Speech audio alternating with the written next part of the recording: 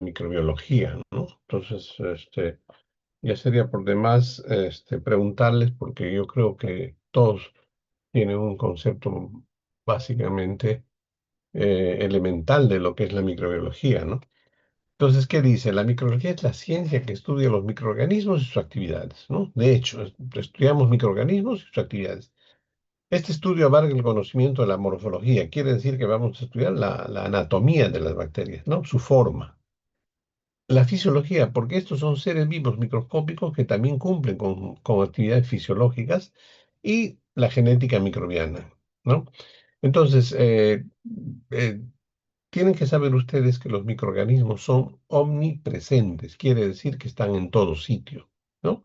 Entonces vamos a encontrar microorganismos en nuestro cuerpo, en la piel y en las mucosas. Vamos a encontrar en las superficies inanimadas, en el agua, en el aire, en la leche, en la carne, ¿no? En la mesa, están en todo sitio. Por eso decimos que los microorganismos son omnipresentes, ¿no? Entonces, cuando hablamos de que están los microorganismos sobre nuestro organismo, ese es el llamado bioma, ¿no? Es la masa microbiana que conforma nuestra piel y nuestras mucosas, ¿no? Sobre la piel nosotros tenemos muchos microorganismos que son benéficos y cuyo equilibrio es importante, porque cuando hay equilibrio se habla de salud, ¿no? Cuando hay desequilibrio se habla de enfermedad, es decir, de eubiosis y de disbiosis, ¿no? En la mucosa también tenemos microorganismos, ¿no? Entonces, ¿cuál es la primera mucosa que creen ustedes que está conformada por microorganismos, ¿no? Por ejemplo, empecemos por la cavidad bucal. ¿Cómo se llama esa mucosa? ¿Cómo se llamaría esa Saliva, mucosa? ¿Cómo? saliva, No, no, no, mucosa, la mucosa. La saliva, no. ¿Cómo se llamaría esa mucosa de la cavidad bucal? mucosa oral, Orofaringia. Mucosa orofaringia. Significa que incluye desde las fosas nasales hasta la boca. Todo este es un sistema. Entonces, esa mucosa orofaringea está cargada por millones de microorganismos, ¿no? Ahí tenemos millones de microorganismos, tanto cualitativamente como cuantitativamente. Y todos estos son benéficos, ¿no? Porque contribuyen al equilibrio de la ecología y salud de la cavidad bucal, ¿no? Un desequilibrio en esto significa precisamente enfermedad periodontal o caries dental, ¿no? O cualquier otro elemento que podría parasitar la cavidad bucal, como por ejemplo el caso de hongos o protozoarios incluso, ¿no? Entonces, esa riqueza en cuanto a la cantidad de microorganismos es importante en nuestra cavidad bucal, ¿no? Entonces, el tema es no romper ese equilibrio, ¿no? Quiere decir que nosotros solamente tenemos que utilizar el cepillado dental correcto, nada más. No es necesario usar colutorios enjuagatorios, porque estos alteran el equilibrio de nuestra flora microbiana bucal que nos protege, ¿no? ¿Cuándo se debe utilizar un colutorio? Cuando el estomatólogo lo indique así. Si no, no se debe usar, ¿no? Porque tenemos que cuidar, preservar la flora microbiana bucal, ¿no? Luego, si nosotros vamos más abajo, tenemos otra mucosa. ¿Cómo se llama esa mucosa? ¿Alguien sabe? Más abajo yendo, a nivel del estómago, ¿cómo se llama esa mucosa? laringofaringe, ¿Cómo? Dígame.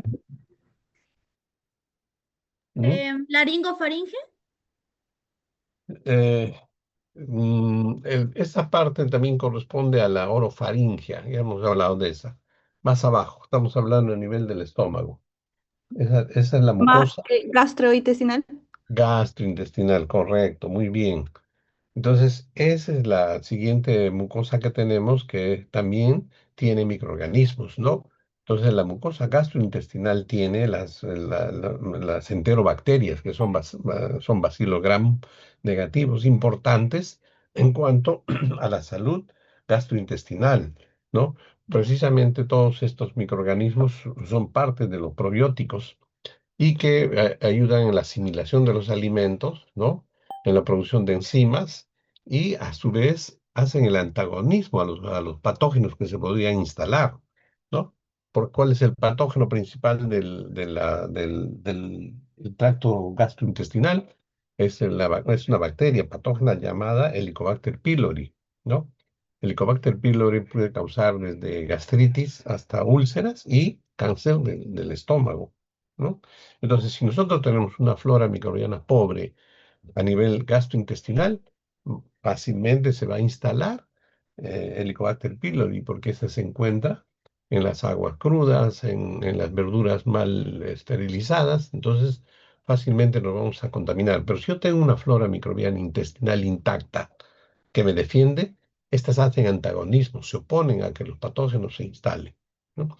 Por eso es que es importante que cuidemos nuestra flora gastrointestinal, ¿no? ¿Cómo la cuidamos? No automedicándonos, no debemos automedicarnos, no usar innecesariamente antibióticos, cumplir con la posología y con las indicaciones si es que tomamos antibióticos, y de esa manera nosotros vamos a preservar.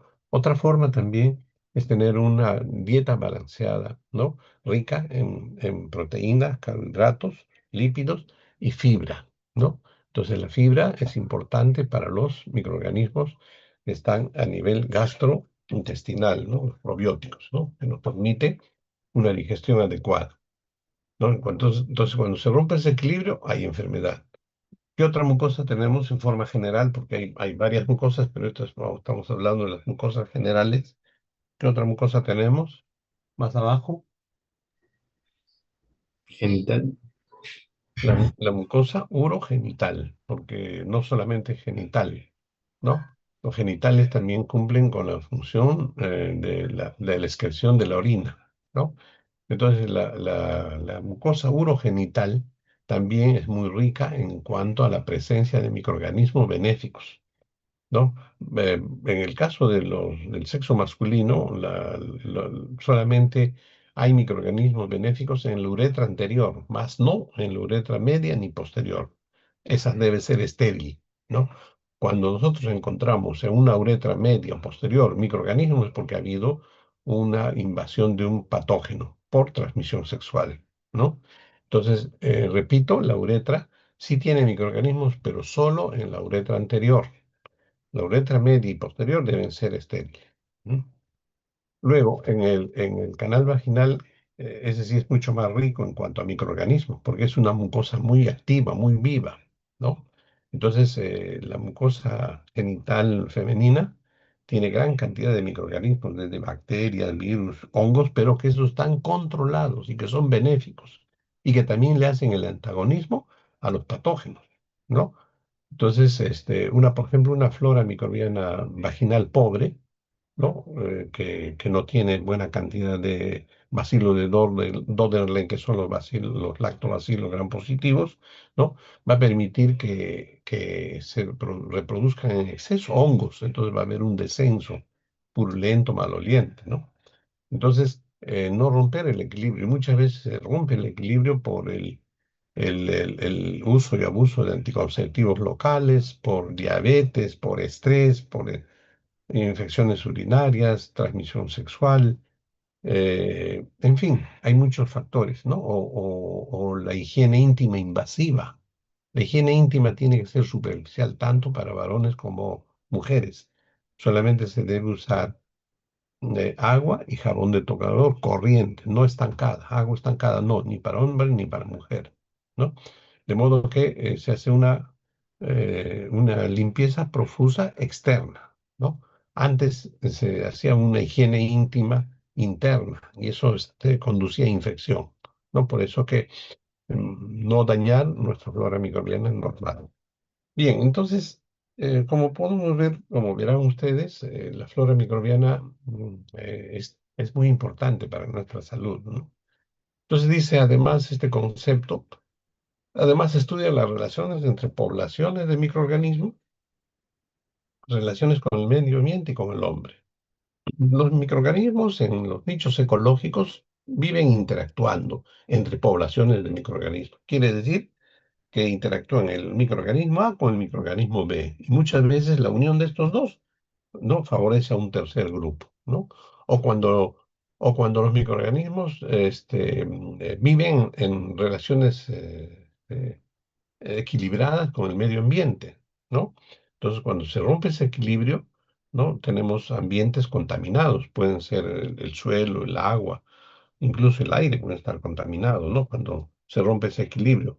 Y hay relaciones con el hombre, ¿no? Entonces ya estamos hablando de que esas mucosas tienen gran cantidad de microorganismos benéficos que participan en la salud, en el equilibrio de las personas, en la homeostasis de la salud de las personas, ¿no? Entonces, esas interrelaciones son importantes en cuanto se refiere al equilibrio que debe existir entre huésped y patógeno, parásito. Bien, veamos entonces el origen cómo se origina la microbiología, ¿no? La microbiología se origina gracias al descubrimiento del microscopio, ¿no? Y el descubrimiento del microscopio se le atribuye a Aristóteles, a Jensen o a Galileo, ¿no? A Robert Hooke y finalmente a Anthony van Leeuwenhoek, ¿no? Aristóteles ya tenía una idea, en esos tiempos se conocían las enfermedades, pero nadie sabía ni se imaginaba que había microorganismos invisibles, ¿no? Microorganismos microscópicos, pero Aristóteles ya tenía una idea y decía que las enfermedades se producen porque hay animaláculos invisibles. Entonces ya era una mente brillante que ya tenía un concepto de lo que podía existir, ¿no? Pero no estaba demostrado. Jensen en 1591 a 1608 construye el primer microscopio óptico con objetivo convexo y ocular cóncavo, como se puede observar acá, pero no logra ver microorganismos.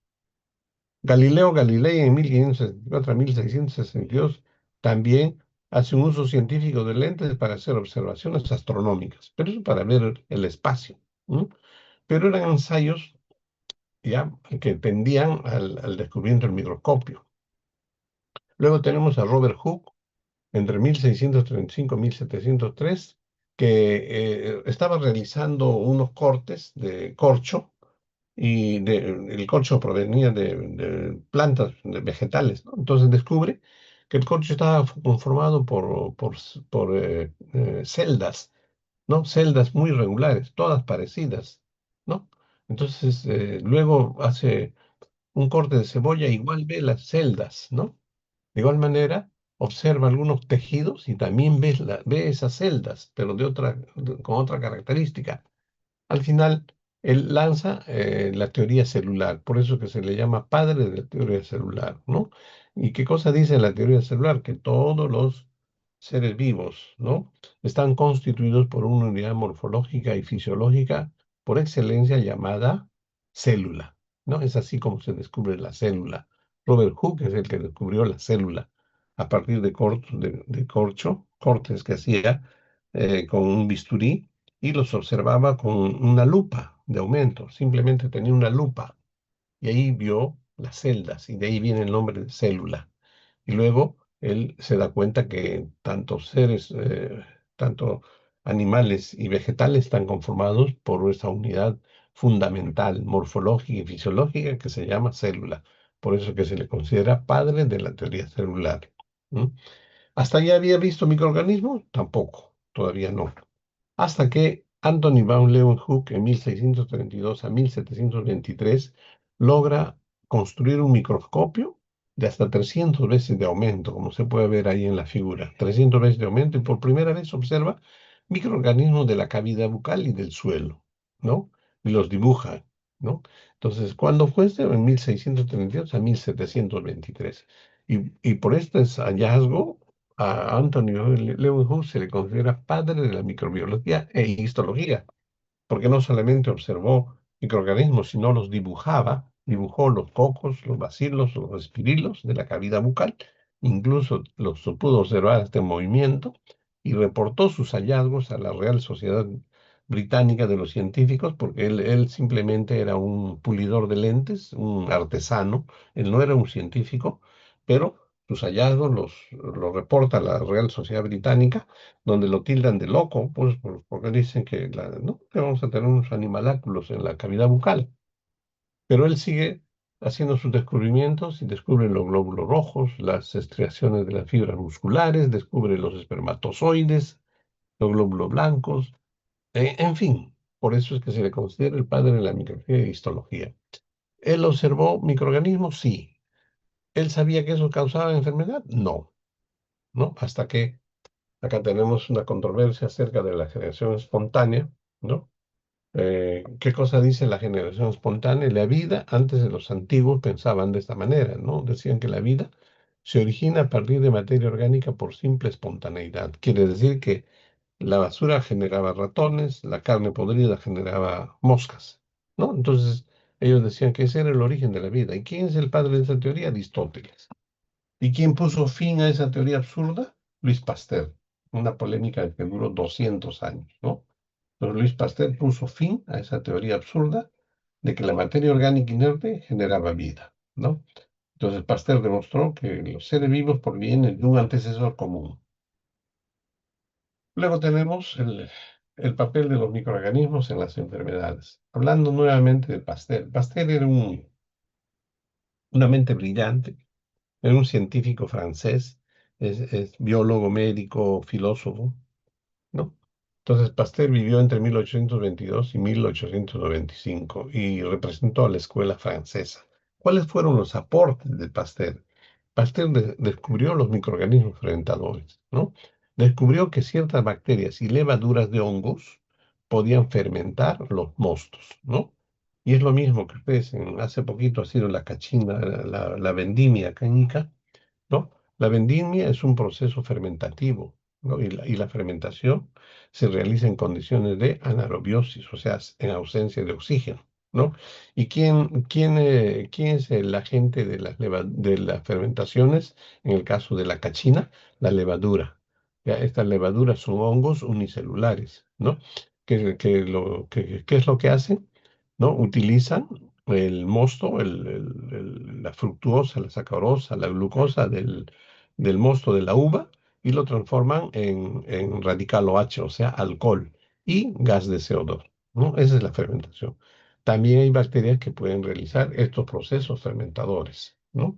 Entonces, este hecho lo descubrió Pasteur, fue un aporte de Pasteur, demostrar que los microorganismos participaban en las fermentaciones de mostos y vinos. Luego, otro aporte es de que acuña los términos de aerobiosis y anaerobiosis. Aerobiosis, aquellos microorganismos que necesitan oxígeno para vivir. Y anaerobiosis, aquellos microorganismos que no necesitan oxígeno para vivir. Más bien el oxígeno es letal, ¿no? Entonces, por ejemplo, hay microorganismos anaerobios como el que causa el tétanos. Se llama el Clostridium tetani, ese es un anaerobio, no necesita oxígeno. El oxígeno más bien lo mata, ¿no? O la gangrena gaseosa, ¿no? Y cuando nosotros tapamos una herida y hay una espora de Clostridium perfringens, no va a generar gangrena. Entonces esos tejidos se necrosan, ¿no? Entonces nos tendrían que cortar, amputar las extremidades para salvarnos, porque eso es mortal, ¿no? Entonces esos son los microorganismos anaeróbicos. Por eso que las heridas no hay que taparlas, hay que dejar que drenen, que se oxigenen. ¿Para qué? Para que el oxígeno mate la posibilidad de algún anaerobio que podría estar en la herida. Entonces, ese término, anaerobiosis y anaerobiosis, lo descubrió Pasteur, ¿no? Otro de los aportes de Pasteur es la pasteurización. Ustedes han escuchado hablar de la pasteurización, cuando lo consumen leche pasteurizada, queso pasteurizado, el yogur pasteurizado. Y la pasteurización no es más que esterilizar los mostos a 63 grados centígrados por 30 minutos, ¿ya? Entonces la pasteurización es una forma de esterilización que emplea 63 grados centígrados por 30 minutos para esterilizar productos lácteos, mostos y vinos, ¿ya? Entonces, en la cachina, por ejemplo, si nosotros no lo pasteurizamos, no va a hacer daño la cachina, ¿no? Se va a hinchar nuestro estómago por la producción de gases de CO2 en nuestro estómago, ¿no?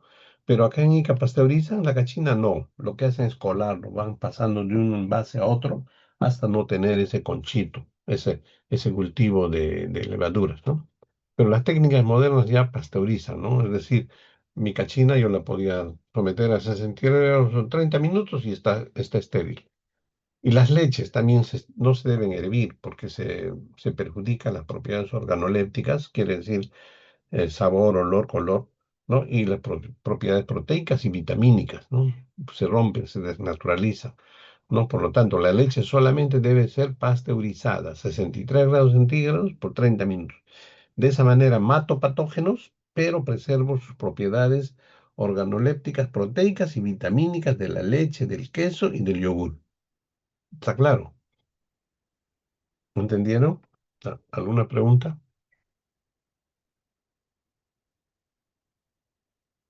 ¿Están ahí o no están para? En todo caso, doy por finalizada la clase.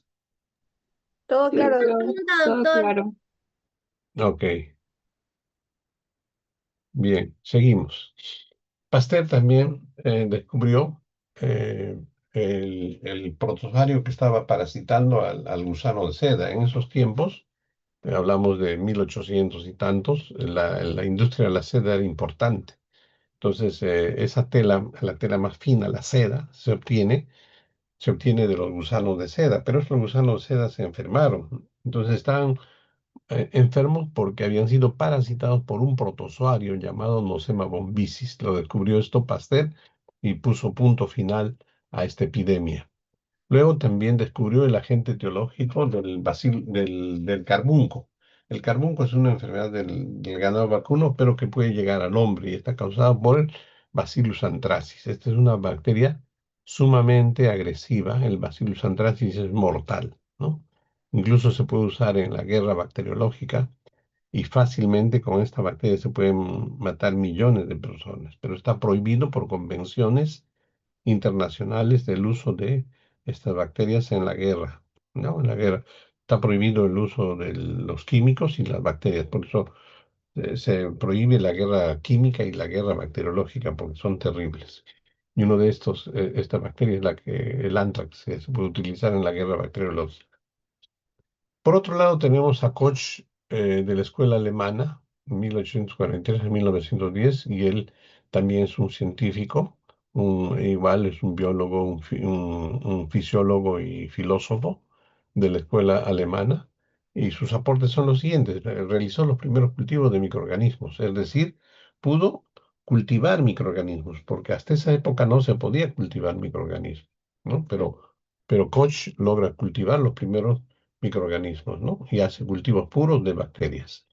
Luego, también otro aporte de él es que moderniza el microscopio, ¿no? Y al modernizar el microscopio descubre los colorantes. Y los colorantes son importantes para poder ver microorganismos.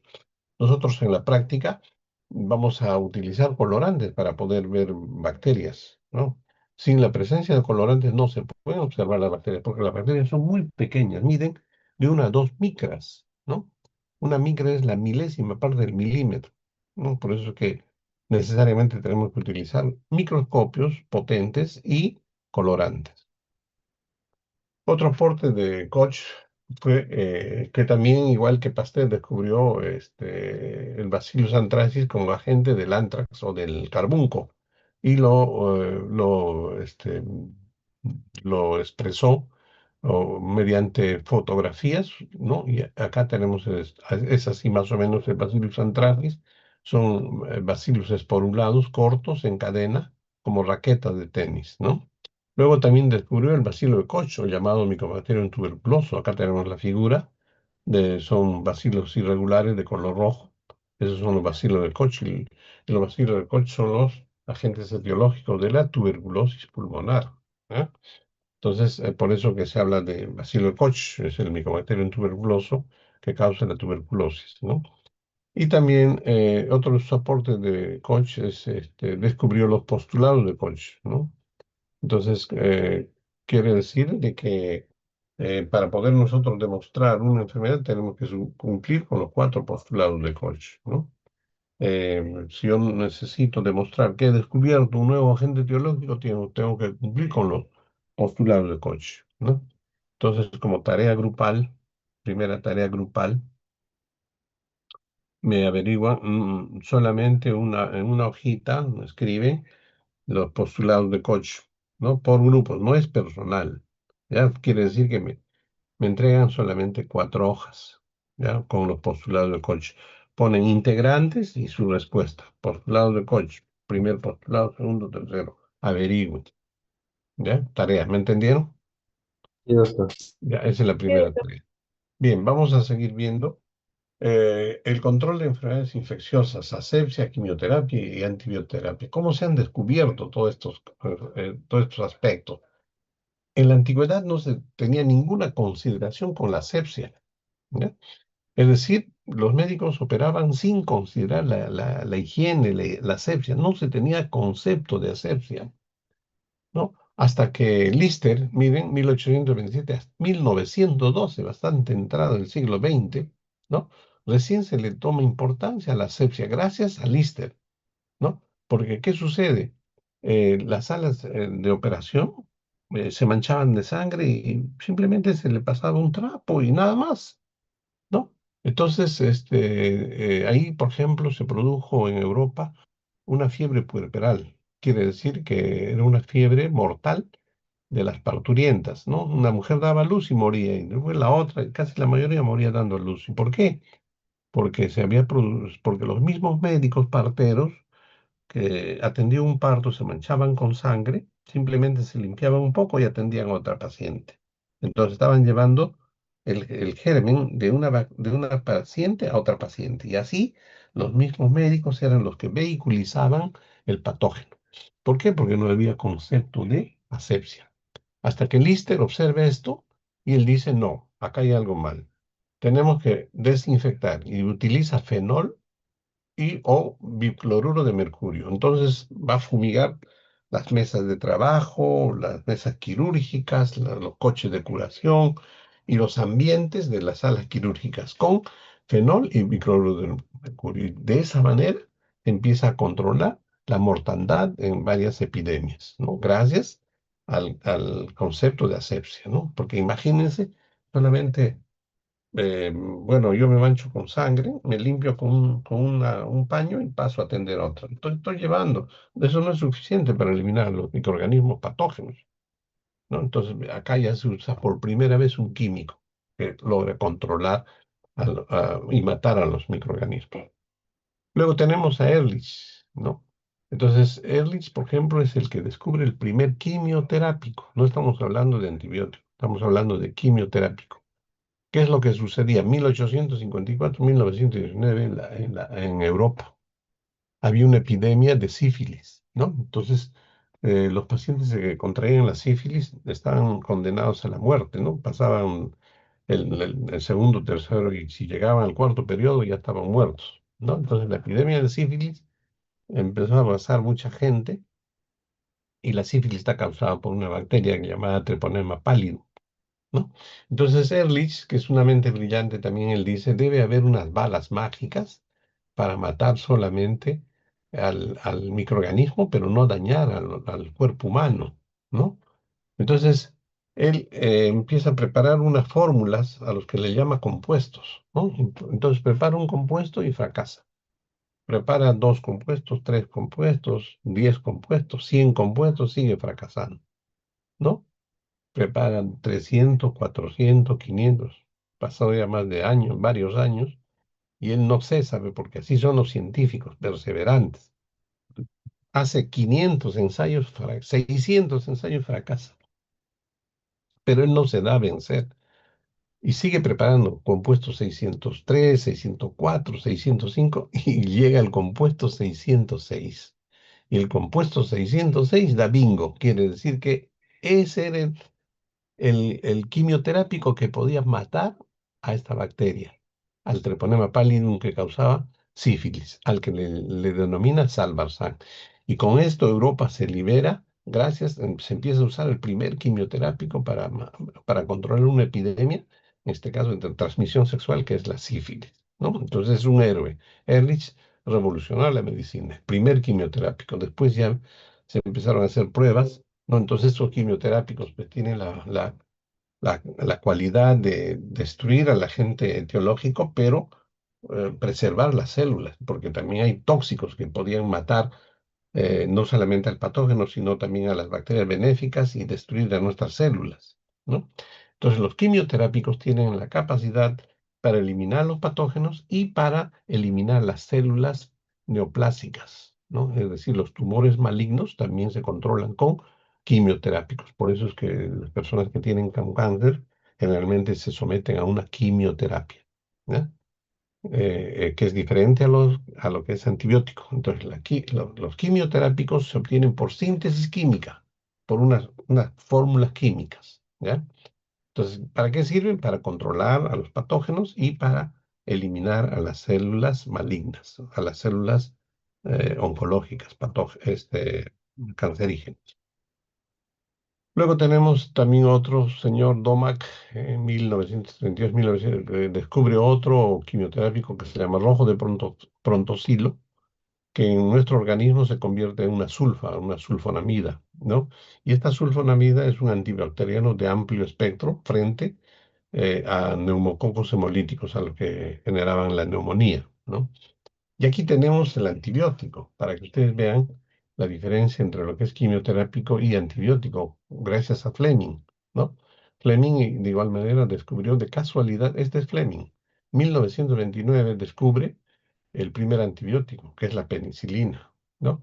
Y lo obtiene a través de un hongo que se llama Penicillium notatum. Él estaba cultivando, este es el hongo Penicillium notatum, que está acá, este es el hongo.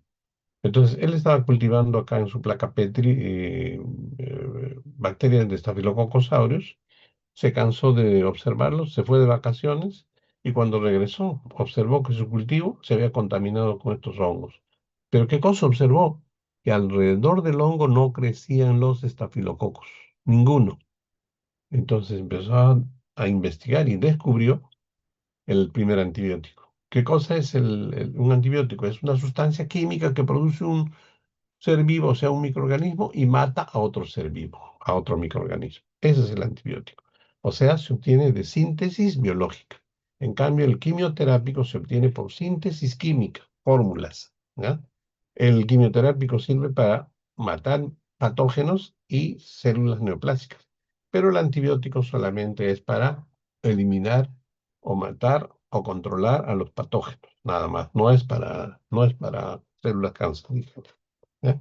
Entonces, ese es el primer antibiótico que Fleming pudo descubrir, y porque antes, por ejemplo, en la Primera Guerra Mundial, que fue entre 1914 a 1920, ¿no? Del 14 al 20 fue la Primera Guerra Mundial, ¿verdad? Entonces ahí, por ejemplo, todos los heridos de guerra morían porque no había penicilina. ¿Ya? Pero en 1940, esto se descubrió el 29, pero no se pudo aplicar inmediato porque se tuvieron que hacer N pruebas hasta que Chain y Floren en 1940 purifican, ¿no? Y realizan pruebas de efectividad de la penicilina, ¿no? Y descubren que era más apto para bacterias gram positivas, de modo que en la Segunda Guerra Mundial, que terminó en 1945, se empleó a gran escala la penicilina y salvó a millones de soldados, a millones de personas, porque todos los heridos de guerra con bayonetas, balas, morían por septicemia, porque no había otra forma de controlar. Pero gracias a la penicilina se revoluciona la medicina y se logra salvar a millones en la Segunda Guerra Mundial, a los heridos de guerra, ¿no? Entonces, posteriormente, Schatz y Waxman en 1944 descubren otro antibiótico, la streptomicina, a partir de una bacteria que se llama Streptomyces griseus, ¿no? Y este también es de amplio espectro. 10 años después de esta fecha, se descubren 96 antibióticos a partir de 57 especies de microorganismos, principalmente actinomiceto. Este es un microorganismo, ¿no? Entonces, el antibiótico se obtiene de microorganismos. Y para reforzar este concepto, como pregunta 2 de su tarea, me van a poner el concepto de antibiótico y de quimioterápico, ¿verdad? Están anotando, ¿no? Por grupo, un solo trabajo por grupo. ¿Ya? Conceptos de antibiótico, quimioterápico y diferencias entre estos. Diferencias. ¿Está claro? Sí, doctor. ¿Y qué Sí, pasaba, qué pasaba con la inmunología? ¿No? Hasta ahí nadie sabía nada de que teníamos un sistema inmune, nadie sabía, ¿no? Entonces, en estos tiempos, miren, 1740, 1823, se produjo una epidemia de viruela. Pero ¿qué cosa se observó? Que había una viruela humana y una viruela vacuna de las vacas. La viruela humana era más grave y hasta mortal. Y la viruela vacuna era más benigna, ¿no? Entonces, ¿qué cosa observa Jenner? Jenner también es un científico de esa época que observa que las personas que tenían contacto con las vacas, o sea, los que ordeñaban vacas, ellos no contraían la viruela humana, porque la viruela humana diezmó, miles de personas morían por la epidemia de viruela en Europa. Entonces Jenner observa que los que ordeñan vacas, ¿por qué no tienen viruela? ¿No? Entonces, ¿qué hace? Él se da cuenta que las personas se contaminaban con la viruela vacuna de la vaca y con eso se inmunizaban. De modo que cuando les venía la viruela humana, ya estaban preparados, estaban inmunizados, ¿no? Entonces, hace una prueba incluso, ¿no? Una pústula de viruela de una vaca le pone a un niño, ¿no? Le produce la viruela vacuna, creo que es benigna, y luego le pone una pústula de viruela humana y se da la sorpresa que no hace viruela humana el niño. ¿Qué significa? Que sin pensarlo, sin saber, le había vacunado. O estas personas que ordeñaban vacas, sin saberlo, se estaban vacunando contra la viruela humana. ¿Ya? Es decir, que habían formado anticuerpos contra la viruela humana. Y de ahí viene el nombre de vacuna, ¿no? Porque era de la vaca. Era la viruela vacunal de la vacuna. Y el principio de la vacuna hasta ahora es lo mismo, ¿no? ¿Qué cosa es una vacuna? Es el mismo microorganismo, ¿no? Que nos atenuado por procesos físicos o químicos que nos van a poner en nuestro organismo para estimular la producción de anticuerpos específicos, ¿no? Es decir, esa emulsión de bacterias atenuadas ya pierden la capacidad de generar enfermedades, pero preservan la propiedad de estimular anticuerpos específicos. Entonces, si a mí me ponen la viruela de la vaca, ¿no? Esa viruela llega, que está atenuada, llega a mi organismo y mi organismo empieza a formar anticuerpos antiviruela. De modo que cuando viene la enfermedad, ya no voy a contraer la enfermedad. Y eso es lo mismo que ustedes, por ejemplo, cuando han nacido, les han puesto la vacuna BCG. ¿Qué cosa es la vacuna BCG? Es la vacuna contra la tuberculosis pulmonar. Por eso que ustedes no hacen tuberculosis, porque estamos vacunados. ¿Qué cosa nos han puesto? Una emulsión de bacilo de Koch, o sea, de Mycobacterium tuberculoso, pero atenuado. ¿Qué significa atenuado? Es como decir semimuerto, que ya no tiene capacidad de generar tuberculosis, pero tiene la capacidad de estimular la formación de anticuerpos antituberculosos. Esa es la vacuna. Y hasta ahorita es el mismo principio. Entonces, todas estas cosas revolucionaron la medicina totalmente. Entonces, para terminar la tareita, pregunta 3, concepto de vacuna. Y así por el estilo, así Pasteur descubrió también, se produjo una epidemia de las granjas y le llaman a Pasteur. Pasteur investiga y descubre que las aves morían porque estaban con cólera aviar. Y ese cólera aviar estaba causado por una bacteria que se llama Pasteurella biséptica. Él le pone su nombre prácticamente, pues, ¿no? Entonces, los atenúa, ¿no? Lo atenúa y produce la vacuna contra el cólera aviar. También Pasteur fabrica la primera vacuna antirrábica, ¿no? Es decir, cuando un perro rabioso nos mordía, la rabia es mortal, ¿no? Pero él hace un experimento con un niño que había sido mordido por perro rabioso, ¿no? Entonces, ¿qué es lo que hace? Le extrae la saliva al perro rabioso, le inyecta un conejo y le produce la rabia. El conejo muere, le saca el cerebro médula espinal del conejo y lo atenúa con glicerina, lo mezcla, lo deseca y lo mezcla con glicerina. Y entonces de esa manera preparó su vacuna antirrábica. Le inyecta a este niño y este es el primer niño que no muere por la rabia, ¿no? Entonces de esa manera se había descubierto la vacuna antirrábica. Es, es muy apasionante todo esto.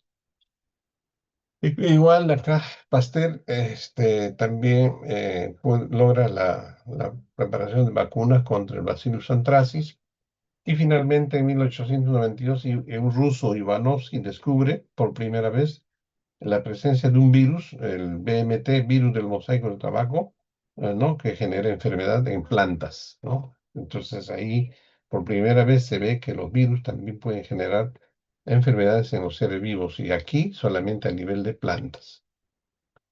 Acá tenemos luego una clasificación de los seres vivos, que ustedes lo pueden ver, de Aristóteles, que solamente consideraba animal y vegetal. Linneo, tres reinos clásicos, ¿no? El reino mineral, animal y vegetal. Y una nomenclatura de filum, clase, orden, familia, género y especie que se utiliza hasta ahora. Luego tenemos la de Haeckel, diferencia entre unicelulares, que son los protistas, y los pluricelulares, que son plantas y animales, ¿no? Hay otra de Whitaker, 1969, reconoce 5 reinos, las plantas que le llaman autótrofos, animales heterótrofos, el fungio o los hongos saprófitos, porque se alimentan de materia orgánica en desarrollo, protistas superiores como las células eucariotas y la monera de la célula más antigua, procariota. Y finalmente, Schwartz en 1985 realiza la clasificación de los seres vivos en base a estudios filogenéticos y los distribuye en 5 reinos, ¿no? Plantas pluricelulares eucariota, animal pluricelulares eucariota también, fungi pluricelulares eucariota, quiere decir que nuestras células de nosotros, de las plantas y de los hongos, ¿no? Son del tipo eucariota, son más evolucionados. Y los protoctistas, que son los protozoarios, algas y hongos unicelulares y algas eucariotas, ¿no? Y finalmente moneras como bacterias y cianofisias con procariotas. Los procariotas son más antiguas, ¿no? Quiere decir que son más primitivas, procariotas, primeros núcleos. En cambio, los eucariotas son los núcleos verdaderos. Eu es prefijo de verdadero. Bien, jóvenes, creo que hasta aquí hemos hecho un avance. La clase, no sé si tiene alguna pregunta. ¿Tiene alguna pregunta? Todo claro, doctor. Bien, entonces vamos a esperar que Maciel me haga esa clasificación de los grupos prácticos para la próxima semana. Próximo lunes, sí, nos vemos de manera presencial. Esta vez no he podido ir por asuntos de salud. Mm. Está bien, doctor. Doctor, disculpe. Sí, dígame. El horario en el que puede solo es de 3:15 a 4:45, ¿verdad? No. Para los grupos prácticos. Sí, doctor. Sí, claro, ese es el que está previsto, pues. Mm. Ya, Tiene que, muchas tiene que gracias. ser salvo que por ahí hay algún cruce con esto, podemos buscar otro horario, pero por el momento vamos buscando, tal como les indiqué, ¿no? De 3:15 a 4:45 un grupo, de 4:45 a 6:15 otro grupo. Pueden ser martes, miércoles o jueves. ¿Ya? Entonces me avisan, por favor. Doctor, disculpe, y otra consulta. En práctica, una vez establecidos los horarios, ya lo único que tenemos que llevar es la tarea que acabamos de hacer, las 3 preguntas, ¿verdad?